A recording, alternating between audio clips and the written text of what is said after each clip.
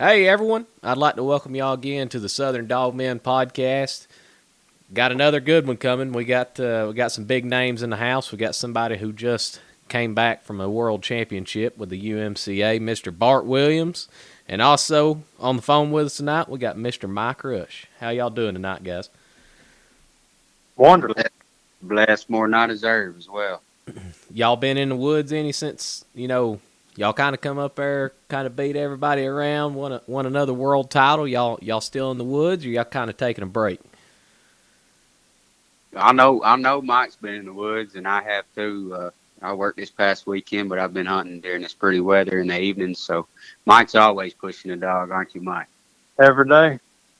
Uh, Squirrels moving better than what they was at the World Hunt? Because y'all are in that area, right? Are y'all from Hazen? No, I'm an hour and a half from Hazen. I'm west of Hazen, an hour and a half in Morrilton, Arkansas. Okay. What about I'm you? 3 hours and 15 minutes Oh wow. See, west. I Yeah. I kind of thought that was kind of the area y'all were from. Y'all kind of knew the ground pretty good, and y'all kept bringing up the. I guess it's like a clubhouse or like a cabin or something like that y'all have up there. You kept bringing that up, so I kind of figured that was kind of the area y'all hunted a lot, and that's where you were from and everything. I've hunted over there for several years, and about 3 years ago, my good Lord and my wife blessed me to build a cabin over there in that part of the country, and so that's kind of base camp there. Gary and Joe's got one, and me and Mike stay at one place, and they stay over at the other. So we hunt over there a lot. Y'all get into any of the duck hunting, or y'all just mainly running your dogs when y'all are up there? We just dog hunt. Yep, I got you. Well, let's dive on into this, guys. Let's kind of cover this world hunt. I had the pleasure to judge y'all's. Let's see, that would have been the third cast on Saturday. Y'all both went out, Spike and Grace. Loved to hunt with you. Y'all taught me a lot. Y'all are respectful to each other. Uh, Super, super nice guys, man. I had an absolute blast getting to meet y'all and hunt with you. And so, you know, it was a great hunt overall. And if I'm not mistaken, Bart, you was kind of one of the head guys kind of throwing. And I know Mr. Bob was there, but seemed like you were kind of director on one hand as well. Would that be correct? Yes, that's correct. For the last few years, they've wanted to host it at Hazen. It's a good facility. Me and my guys, I want to say thank you to all the LBK crew for making sure everybody gets where they're supposed to go, whether they go on a cast or not. They take people and drop them off, show them where to go, how to hunt it. So Bob and his crew, the last couple of years, have taken care of the in the clubhouse work, the draw out the paperwork, and I worry about the hunting and the cast spots and such. And like I say, I'd like to thank you personally for doing a lot of the media coverage. Last couple of years, we've relied on Cody. This year, you come in and stepped right in and took over and helped out a bunch. We appreciate that. And you going and guide and judge and stay in and you judge the finals. I really appreciate you and your bunch. Yeah. Well, man, I had an absolute ball. That was the first world hunt I've been to. I wanted to get up there last year, but my stuff just didn't align, man. But I had an absolute blast, and I can't wait to do another. I wish there was one every weekend, or just a big hunt to go to every weekend, man. I had a blast. I got put out in that first round, but man, it didn't matter if I was doing the media stuff, being a judge. I had a ball. Everybody there was great. I loved it. All right. But yeah, let's dive on into it. Let's talk about some of the casts, some of the moments y'all remember. I know that third cast that y'all had on Saturday between Spike and Grace, man, that was great. That was one of the best casts I'd been on all weekend. It But was it was a good cast for sure. I didn't want to draw her, but we knew when we drew each other we were going to have fun, and at least at that point, one of us was in the finals. Me and Mike were both.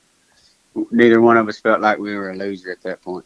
oh yeah, I mean, it kind of sucks how y'all got drawled out together, but that's kind of what happens in this organization.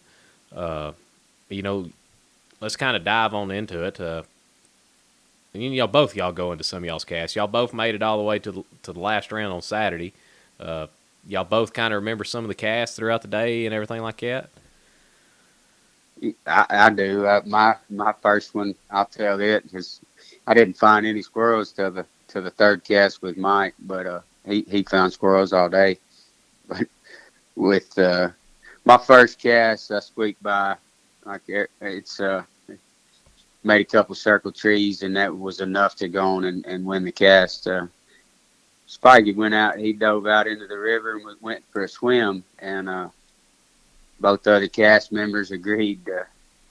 Somebody needed to do something, so I start shucking my vest off and everything, and I turn around to throw it up on the bank to Eli Dunn. Props to him, formerly or forever will be known in our bunch as Michael Phelps. He was down to his underwear, and I'm like, "What are you doing? You can't go out there. You're a spectator." And he said, "They told me that they didn't care who went and got him, just go out and get him. He was in the White River." Now, can we kind of cover that for a second? I know you did a podcast with Cody Moreland last week, and you kind of talked about that, and you brought up how Eli was a spectator, and this hand you're saying you're not supposed to because you're a spectator, but then you had some of the cast members said no, it doesn't matter. Is there some kind of underlying rule that he wasn't supposed to do that, or?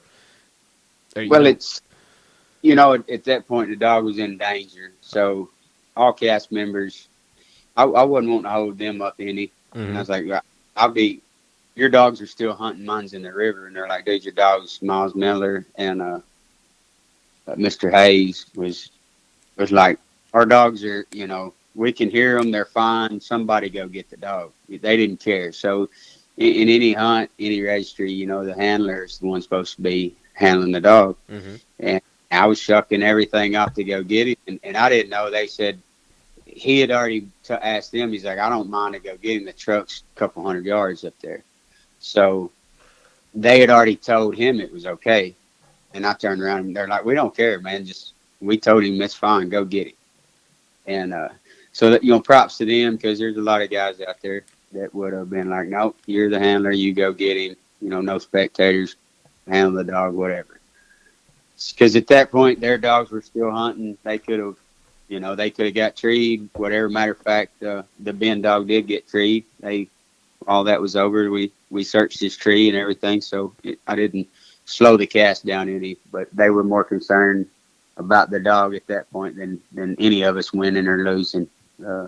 So that was very sportsmanlike of them, I'll say. Yeah.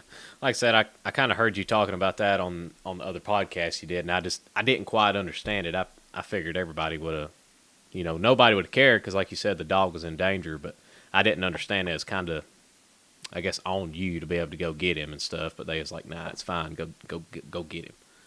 Right. So. It's one of those deals where, it wasn't like a slough that you were going to get wet waist down or nothing like that. When Eli's about 6 foot 6'1", and he stepped out he stepped out 2 or 3 foot out there, and it was already over his head. I mean, it was literally the secondary bank of the White River.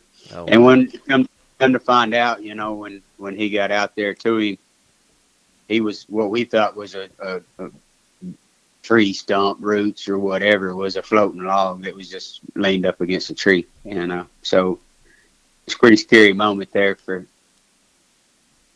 all of us, really. Oh, especially with all the rain, man. It was falling a flood. I know the woods were flooding. I imagine that water, it must have been ripping.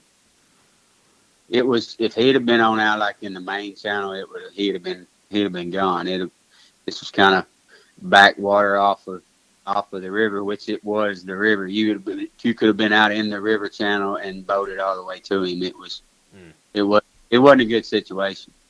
Well, I hope y'all give him a puppy or y'all fed him real good or something for him to go out there and get Spike like he did. He's, like I said on the other podcast, he's got a key to my place and a bed down there anytime he wants. He's a fine young man. Gary's daughter and son-in-law are good friends with him, and he took up interest in squirrel hunting, and he's in the crowd now. He's in the group. Yeah, he seemed like a real nice guy, man. We talked that whole third cast. Just back and forth with each other. Super nice kid. Very, very nice. Well, Mr. Wright or Mr. Mike, how did your first cast go in the morning? Yeah, I got super wet. Couldn't get any wetter jumping in the water. I think I drew Robert Martin, and he had a squirrel right off the bat, and then drew a minus. So I got through it pretty easy after they drew the minus. But there was another dog, but I have no idea who that was. Okay. Yeah.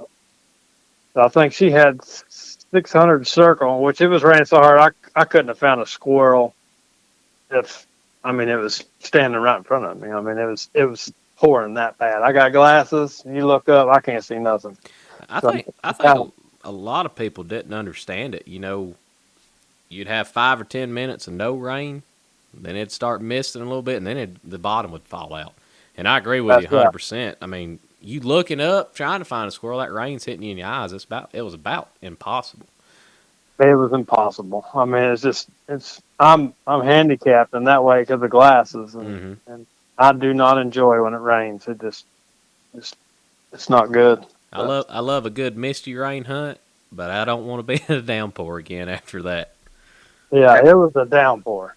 That was terrible type rain. That I don't know any other way to put that. We really hit on that, but I mean they were literally microwaving the scorecard. They were so wet. Yeah, that's that rain that you see in Forrest Gump.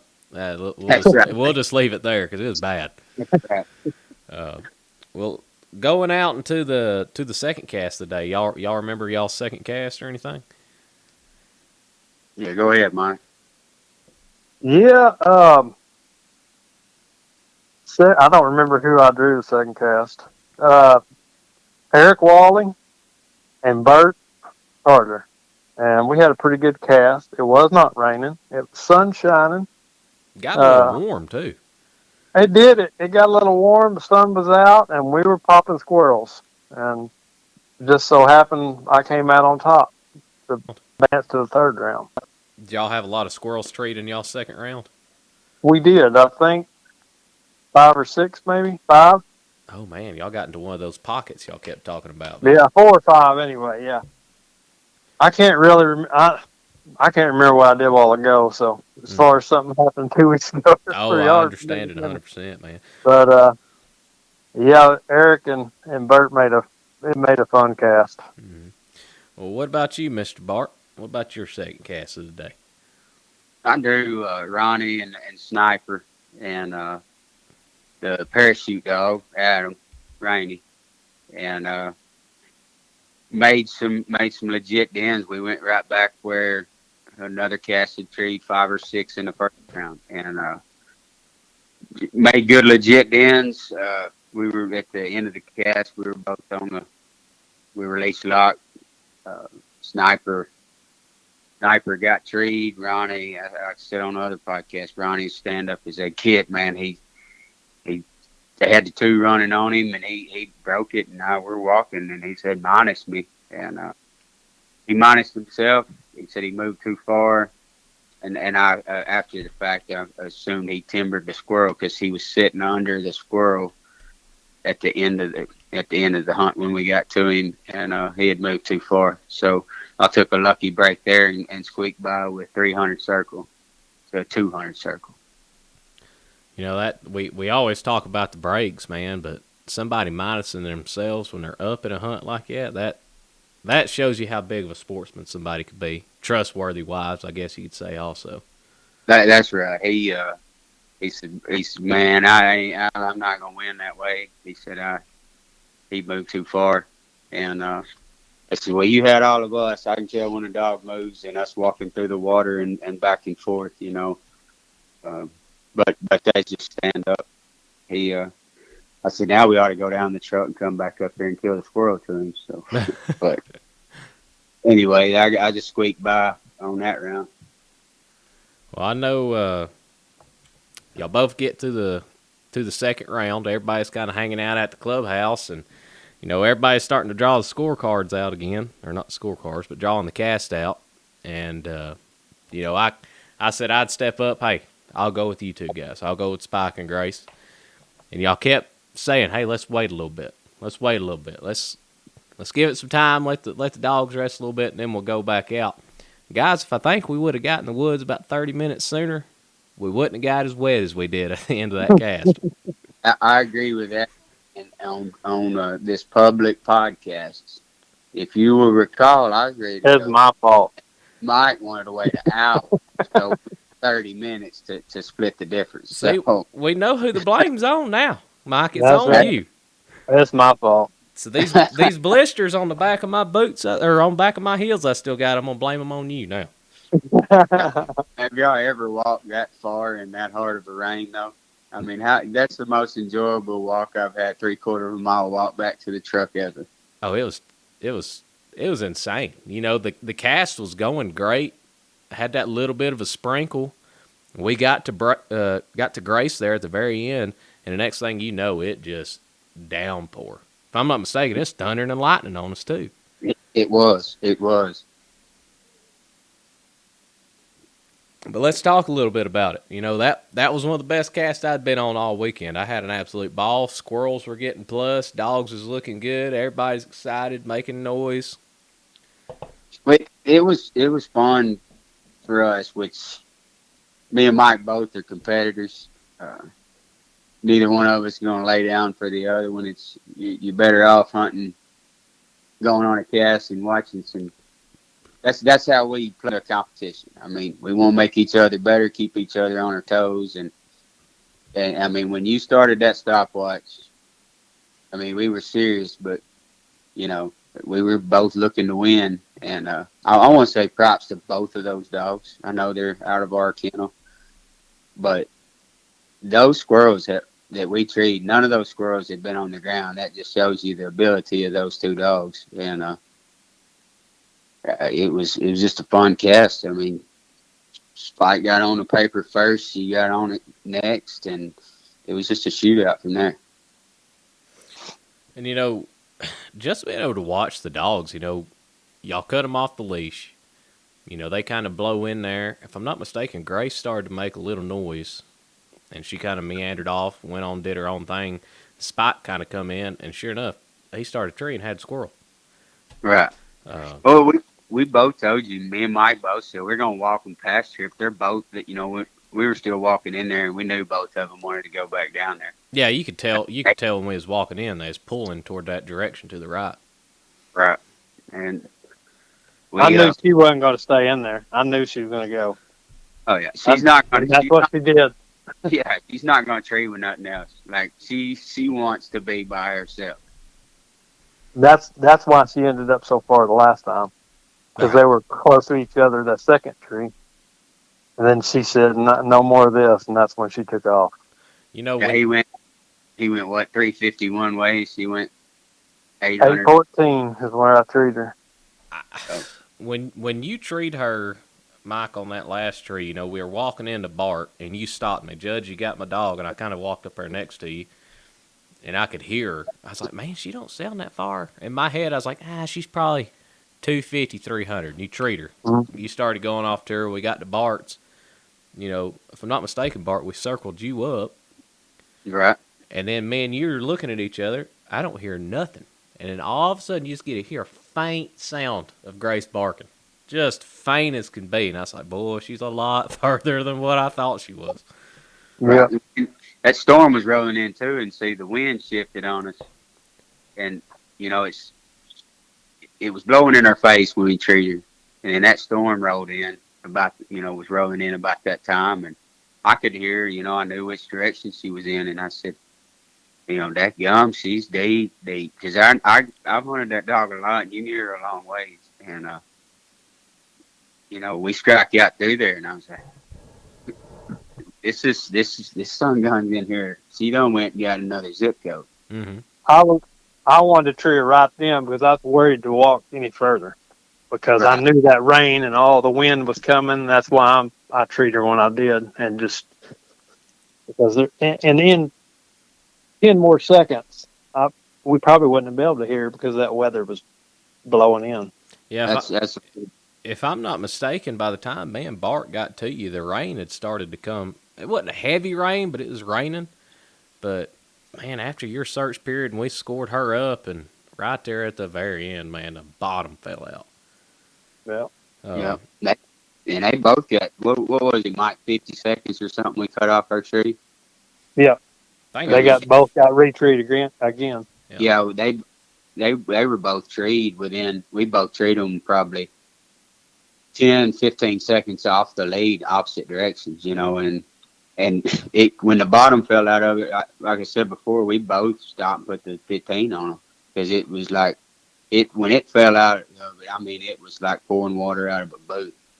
I don't think neither dog knew what was going on. No, I mean, and he broke it, and he broke it, she broke it. We both could hear each other, and it's. I just got lucky and found that last squirrel. He was sitting out on the side of the road, and when I walked back up the road and plussed me up, I do not know why the squirrel would even stay out. I think it's raining so hard it couldn't even see where to go, really. Mm-hmm. Mm-hmm. Well, I think if she would have had that, we would have tied, right? We'd have been in a dead tie. That's what I was thinking. Yeah, because if you would have had that squirrel, it would have. Well, you'd already gotten out of the hole because you took a minus. Oh, that's right. If you would have had that squirrel, it would have got you out of the hole for sure. Yeah, it'd have been 300. It'd have been 300 plus a piece with the hunter circle. Boy, it would have been bad cutting them dogs loose one more time too. I ain't gonna lie. That's right. But I will say this, I think I owe a little bit of apology. I think when we left Bart's tree, I think there was 14, 15 minutes of hunt time, if not a little more. And it took us a while to get to you. And I apologize that on my part. I kind of was getting a little confused where she was. We had to stop a handful of times just to hear her, trying to keep up with the other people on the cast with us. But, I kept looking down at the stopwatch. It kept getting lower and lower and lower. And eventually I kind of took off by myself. And luckily Bart was behind me. Yeah, and I ain't tooting my horn, but ain't many people going to outwalk me in the woods. And boy, there in the last 3 or 4 minutes. Well, we had the tree scored and we're cut loose by the time the others caught up to us, And I dang sure ain't going to burn nobody's time. And Mike got up there and he was aggravating. He's like, "Are you walking this sun gun in circles trying not to get to my tree?" And I'm like, "No, man, really." I mean, I knew the direction you were in, but we tried to cover the ground as fast as we could. And it was walking. While I was waiting on y'all, 3 squirrels was in that tree. There was one still there, luckily. One come up from a tree beside it, went up and hit the other squirrel. One stayed, and the other 2 blowed out. And I'm sitting there thinking, oh, my gosh, this squirrel is fixing to, all of them. That one stayed for whatever reason. For a minute she had shut up. She'd been treating there for forever. And I knew, I told Blake, I said, I know that she's got the squirrel. I just heard her squeal. She watched it. It late. Oh, she was squealing. And that got us on in there too. That's when Blake broke his leg jumping the ditch. Oh, Lord. That's right. I did twice that cast. Get it right, man. That second ditch at the very end of the cast, I ate it. Boy, I thought I hyperextended my leg. Thought I broke my wrist. I was like, oh, God, this Georgia boy's getting beat up here. But nah, man, that's, I thought about that the whole week. Gosh, I wish I could have got in there quicker because you don't know what could have happened with that last little bit of time. Which y'all both got in there and got treed. Mike, you kind of took a bad break. I believe Grace had a squirrel in that tree. It was a squirrely tree, but man, we just couldn't see anything. Yep. Too much rain. Way, way too much rain. So that's just the way it goes sometimes. Yeah. But going back to the walking and keeping up with somebody, up here I'm usually running off and leaving people in the woods. When I got with y'all hunting, oh boys, I could hardly keep up. I ain't gonna lie. I was like, good Lord, these men will outwalk me any day. Yeah, me and Mike carry ourselves pretty good in the woods, and I can walk like that in LBL too. That's one strong point of ours. I mean, of course, you're tired, but try to condition yourself for all terrain. So Yep. Yep. I hunt the hills, so flat ground ain't nothing. Yeah, but man, I still feel like y'all's hills ain't as bad as ours sometimes. Mike's are up. He lives in he's got property in Ozark, and Oh, that okay, yeah. we'll say this: I've turkey hunted all over the country, and when you go to Mike's place up there, it's on the side of the road. You're looking at the top of a 80-foot oak tree. Mm. So his Yes. line his lines nearly touch on his Garmin map, don't they, Mike? Yeah. Yeah, that's some steep stuff. Sometimes it could be 2 hours for you to get to one. I mean, seriously. I mean, they're getting off in a bad spot, and it may be a couple hours for you to get there. Mm. Yeah, I've got some good dogs then if they'll stay a tree for that long. Uh, well, let's jump into this would have been Sunday. This would have been the last cast. It was Spike and the Bitty dog.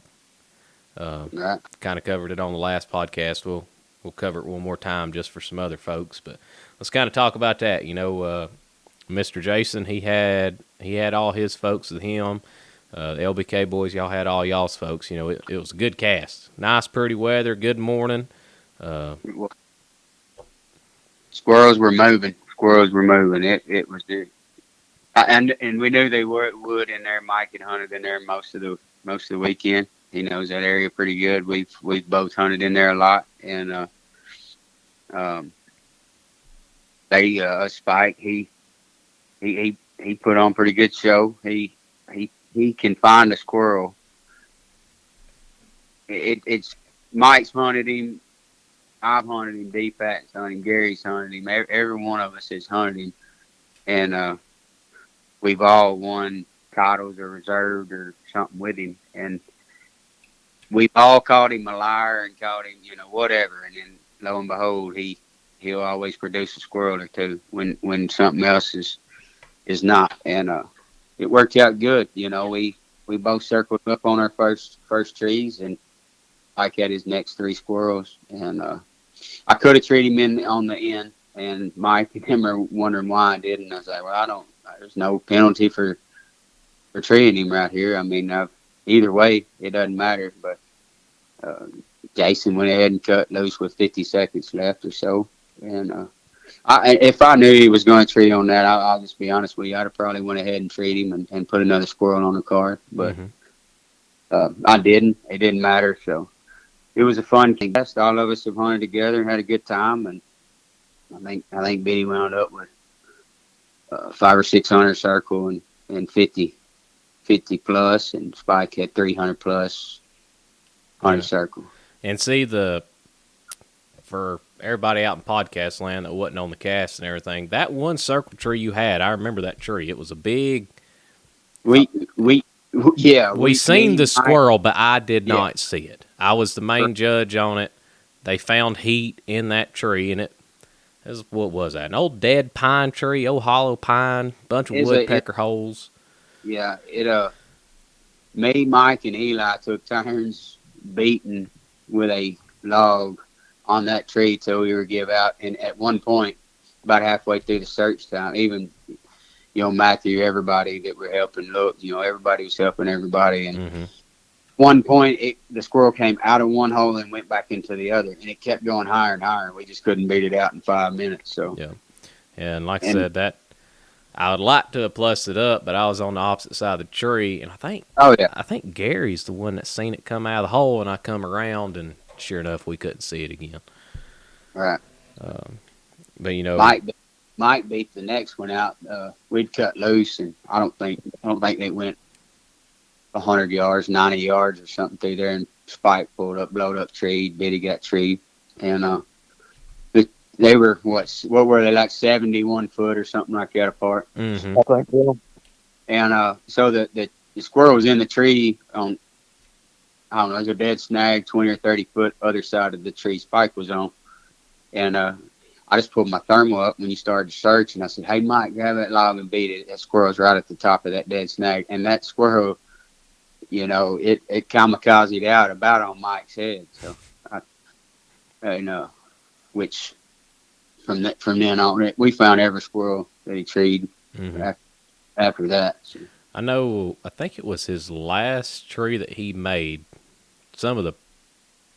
to me, that's beautiful, man. You get in there on that tree. He's in a big old oak tree, and there's 4 or 5 big nests around him, and Right. y'all just start pulling vines one by one, and then y'all hit the right vine, squirrel shot straight out. Man, you couldn't have done it any prettier than that. I know it. It looked good. He did it. He tapped on a tree or two down through there, and Biddy got hooked. And well, I don't know, might want to go 150, 60 yards or something. Probably. And I knew when he treated that he had it. He tells on himself on the way he trees those. But Let's talk a little bit about that. You know, everybody kind of says, well, my dog's barking different. He's got that, or, well, he's barking this way. He ain't too sure about it. You know, what kind of defines with Spike? There's a history behind the way he does, because it's the same thing his mama did. that's a fact. That's a fact. And we all hunted with the mama, so it's just a squeal, and you can just tell when he's got it. And trees him. Like when I can tell when he's winding one or whatever, which I showed you on that cast with Grace. I think that's the second one or whatever. I told you he's winding that one. Mm-hmm. You're like, but it sounds like he's looking at it. He does sound like that. He sounds to people that don't really know him or whatever. He sounds like he's looking at every one of them. But when he jams one like he did on that last squirrel we flushed to him, he just comes screaming treed on it, and that's when you know. That's when you know that he knows he's 100% right. You think a lot of the times that he's actually seeing the squirrel in the tree, or you think it's the confidence thing, that his confidence is so high he knows 100% he's got it? I think he knows. Like I don't think he sees it. I just think he knows that. I think that squirrel right there had been low, and when he pulled up tree, I think he knew 100%. Because I mean the squirrel was in, like, you know, the first one was in the snag over from him. You know, I'm sure it went up there and went in that snag. But that one right there was in the tree, in the nest. It was right above his head. Mm-hmm.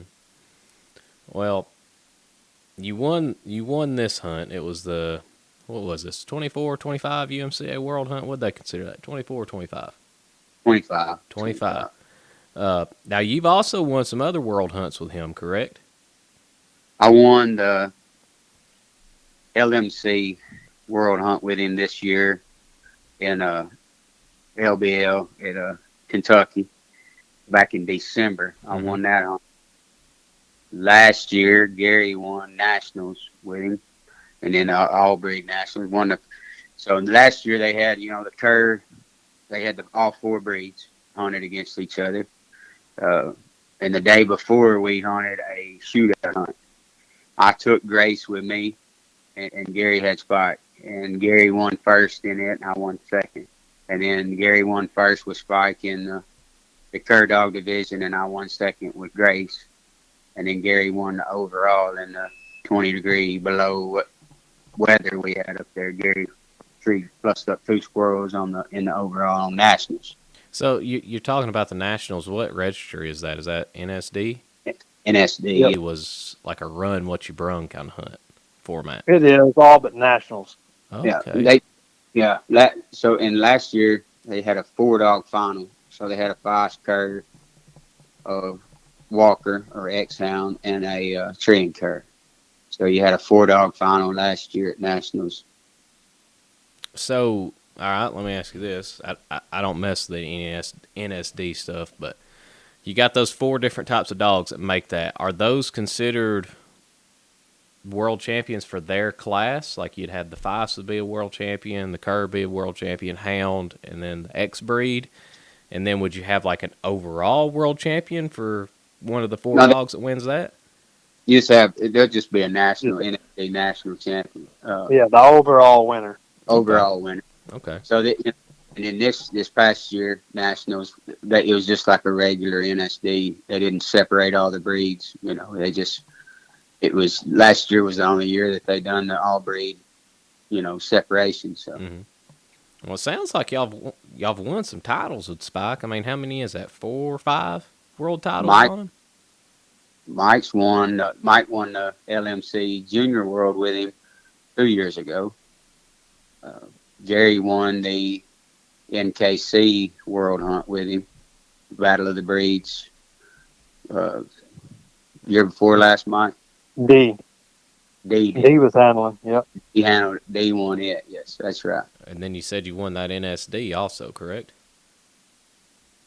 Correct. He's had 4. I was in I was in the final. I got reserve world with him last year in the NS world as well. That's 5 titles right there from what I'm jotting them notes, writing up. So that dog's already had a prolific career. And he's how old?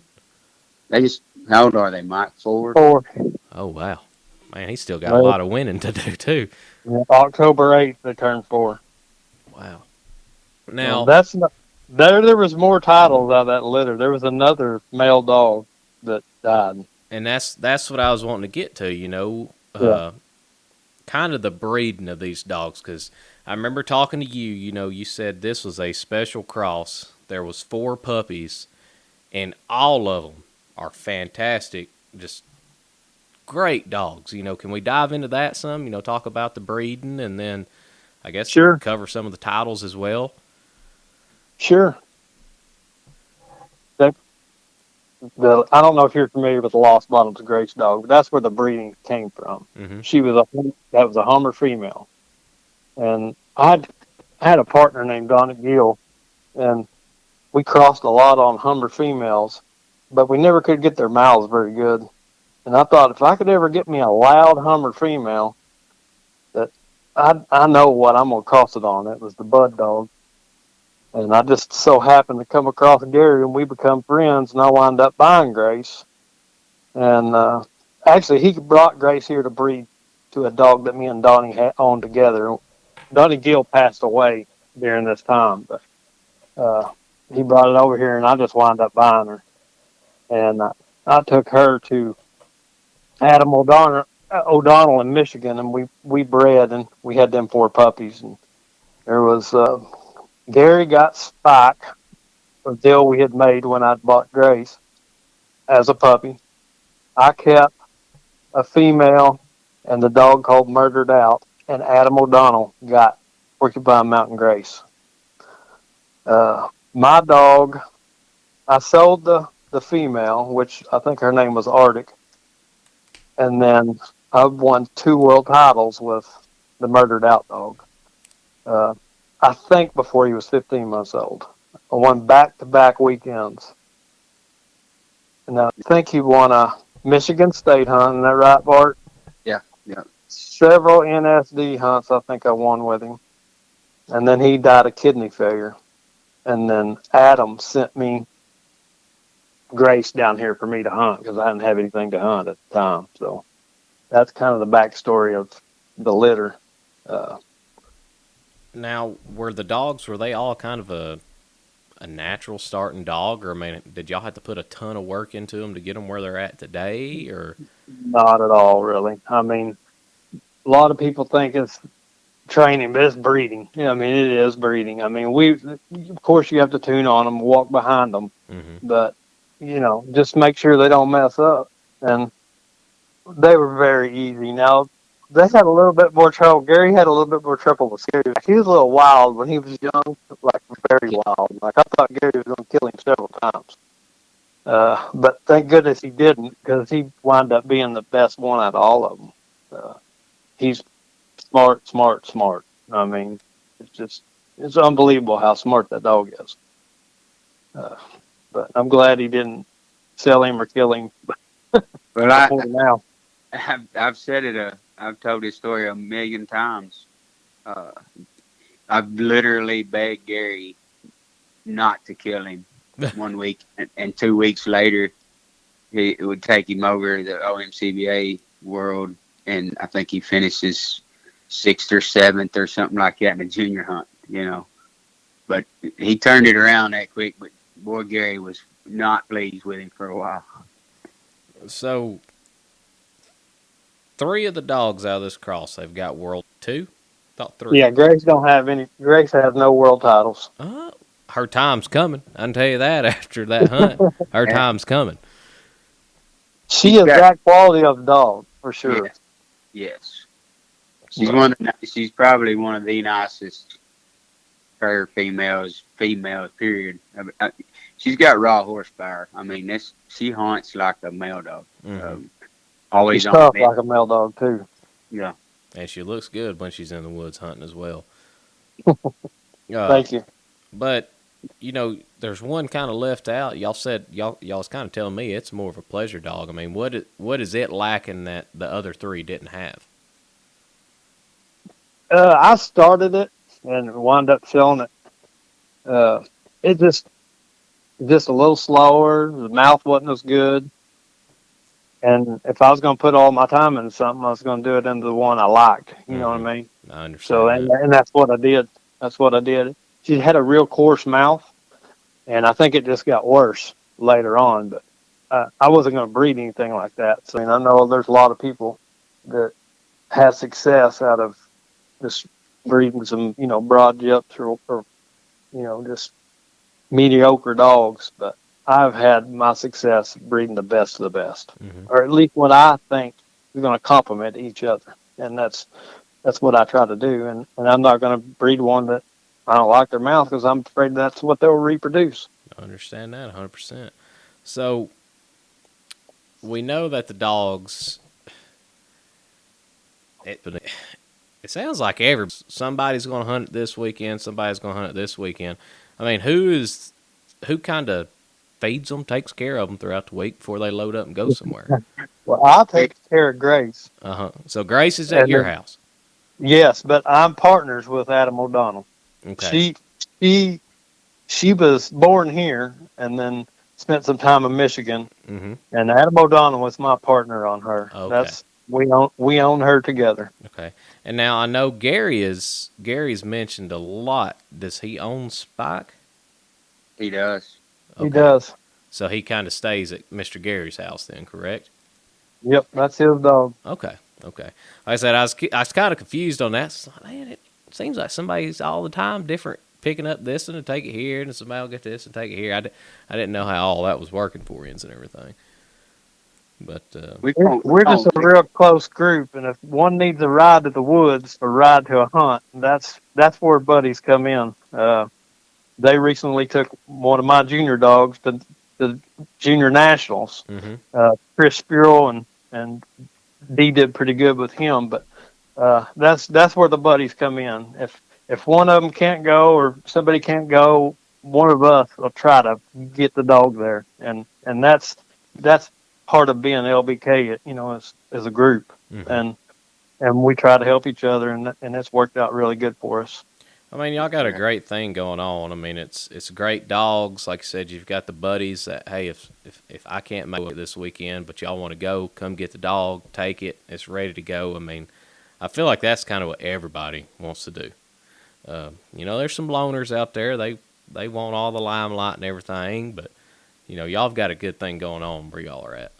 What helps as dog handlers, trainers, whatever you want to call it, is we all have certain strengths and weaknesses, and if we can get a dog to a point, well, there's somebody in our group can get it the rest of the way, or vice versa. Mm-hmm. And that's what's helped. And having the knowledge of each and every individual of dealing with this thing at this time, or any kind of dog problem, that has helped me tremendously. Yes, I second that. Yeah, I mean, just the knowledge, the Rolodex of things.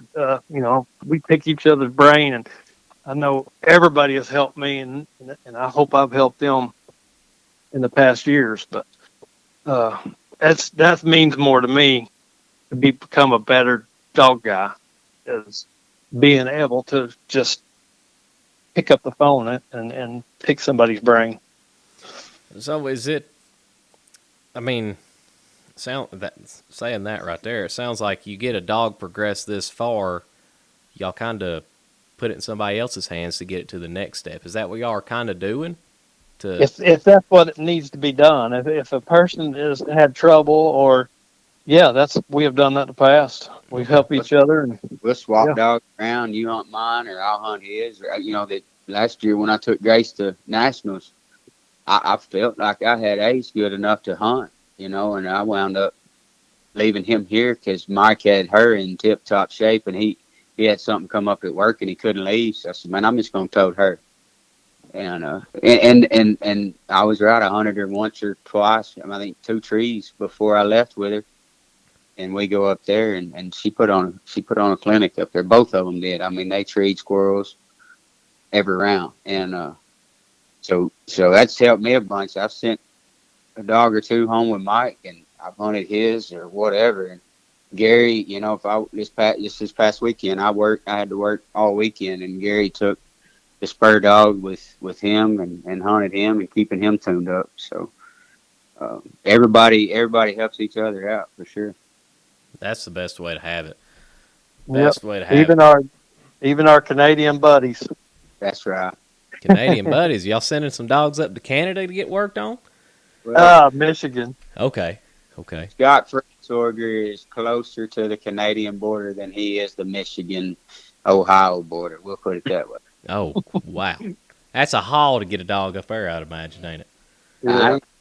Me and Mike made that trip up there, and it's a pretty good haul, 15 hours. How's the hunting up in that area? Pretty good? Beautiful. Unbelievable. Really? That's some of the beautiful country you'll ever see. Wow. See, I never thought about Michigan being a real good place to squirrel hunt, to be honest. Oh, it's unbelievable. What they got, Mike? 5 million acres or something like that? Yeah, 5 or 6 million public national. Wow. Everywhere you go.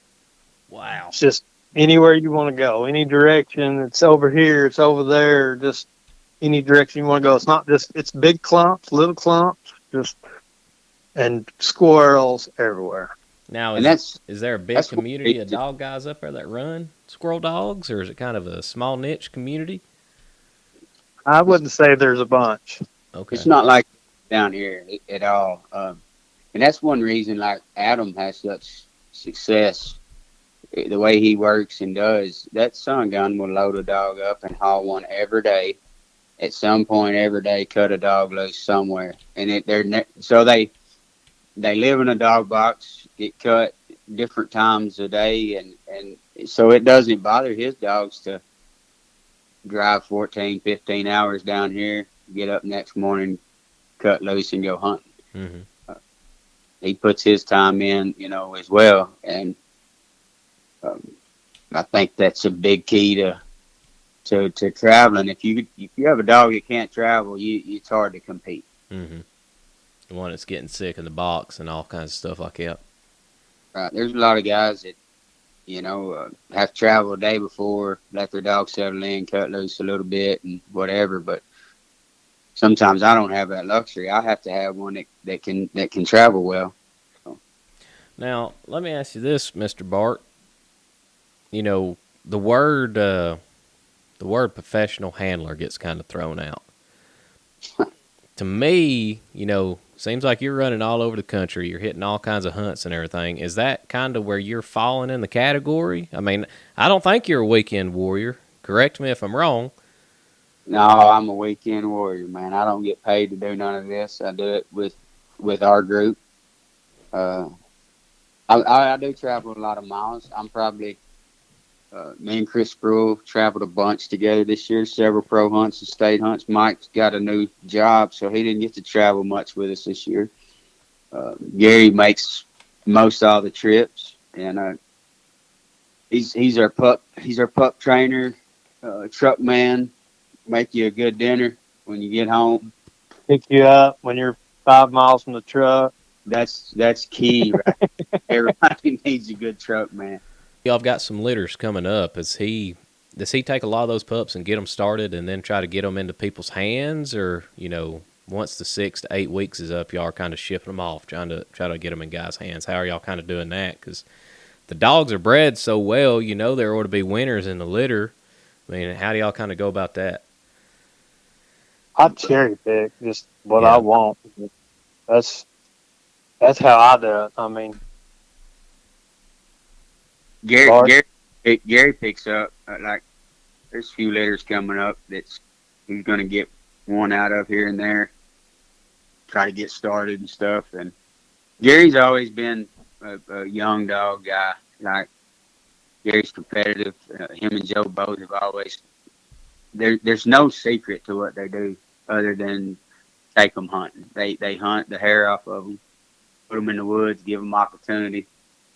And but Gary's always been one that he does good with a young dog or gets it to a certain point, he'll sell it and start on another project. Mm-hmm. That's where I fall in, because I can have 10 world champions as puppies, and there might be one of them that I get to the next level. Where they get a good one started, I'll hunt it, I'll campaign it, I'll cover the miles to do it. So that's where, you know, Mike or Gary's can take one start to finish. I'm one that you get that thing tree and I'll take it on and hunt it, get it, start tweaking on it, whatever I need to do. But my weakness is puppies. We couldn't even count together how many I've struck out on. I feel like, you know, I ain't been doing this for long. I've been doing it for 3 years. I've tried the puppy route. I hate it. Get me something that's treeing and I can just haul it to the woods and I can work on it there, make it a little better. I ain't got anything high powered like y'all, but I can get a dog going, look pretty decent. Be a pleasure dog. We just get lucky, man. I mean, I stay humble because I've said in every podcast I've ever done, without God first and foremost in my life and allowing me to do what I love and a supportive wife, I mean, I couldn't do none of this. But she made a fatal mistake a year or two ago when she said, quit bringing puppies home, just spend X amount of dollars and buy one that's already treeing and you'll be money ahead. And I said, yes, ma'am. And it's worked out better. Mm-hmm. So. I understand that 100%. I've told myself the same thing, you know, hey, I'm done with puppies, but heck, now I've got a little crossed up mutt puppy I got it running around the house, and then I'm getting another cur dog puppy this summer. I'm like, man, what are you doing? You know? Can't stand it. But Mike sells himself short though. I'm gonna toot his horn a little bit. He kind of stays back in the shadows a lot. Now I don't know many other dog men. Me and Mike are a lot alike. Every dog to me is like a kid. You got to find out what makes them tick. Everyone's different, but Mike can figure a dog out. And once he gets it figured out, it's all he can take it to the next level where a lot of people would probably give up on it or just let it have that bad habit or whatever. But Mike's a hard hunter. I mean, he stays in the woods sometimes too much. I get him hard, but that's how. I mean, that's what a lot of Mike's success is staying in the woods. I mean, this whole bunch stays in the woods a lot. Now, how long have you guys been doing this? I mean, it sounds like y'all since I was a kid. Okay. What about you, Mr. Bart? How long you been into it? I've been into it. I coon hunted for a long time, competition hunted, got out of dogs for a few years, but heavy into squirrel dogs since about 14 or 15, back in the, competition world. Mm-hmm. I was probably 6 or 8 when I started with squirrel dogs. Just messing around with your daddy and grandpa, or? Just my dad. Yeah. Yep. He'd bring me some stuff, junk home, and I'd figure out how to make it do what I wanted it to do. So it sounds like you've got the secrets down. You've got some time in here, been doing it since a youngin'. Yeah, I've been doing it for a long time. Yeah. Mike can get down there and get one from the pound. NSD's helped him because he can go get one from the pound, get it treeing, and get a good price for it. Make a little money off a mutt, huh? Yeah, that's just a joke. He can sure figure one out. Yeah. Gary and Joe and them guys, all of them. I mean, they've hunted hard for years. I mean, Gary and Joe were the founders of Lost Bottoms Kennel. I mean, they hunted together since they were kids, and Dee started hunting with them years ago. Me and Mike, Chris. I think we came in pretty much the same time, didn't we, Bart? Pretty much. Same year, maybe. Yeah. It was Gary, Joe, and Dee forever. Yeah. And I'd bought a dog from Gary, the slate dog that I'd won UMCA Dog of the Year with him several years back.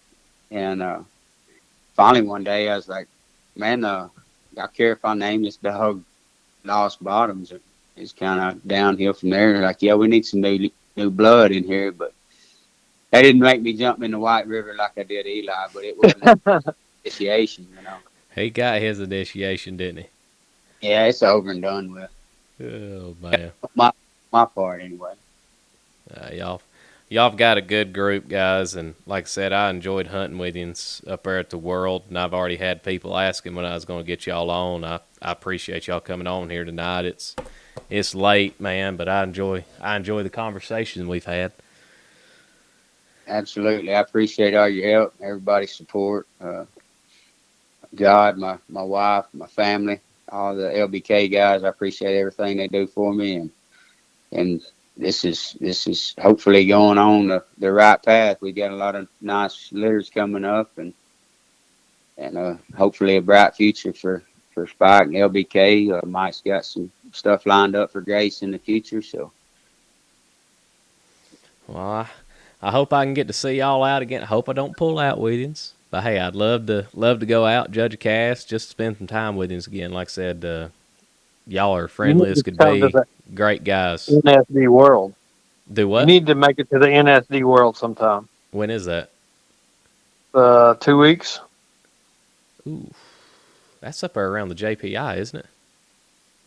It's in Cadiz, Kentucky, Land between the lakes. and between the lakes. Okay, that's 2 weeks. I got an open weekend. I might be able to make that happen. I was kind of planning on riding up to the JPI to go see what that's all about. Not to hunt or anything, just to go up there and go out on some casts, see some dogs and stuff like that. You could at both of them, you could definitely see some good dog work for sure. But no, I'll keep that in the back of my mind. Y'all might see me up there. So, All right. but like I said, guys, I appreciate y'all getting on here and chatting with me tonight. It was a pleasure meeting y'all, and I hope I get to see y'all again here in the near future. So, Well, thank you. Yeah, thank you, Blake. Have a good one. yes, sir. Y'all have a great night. Mm. Bye.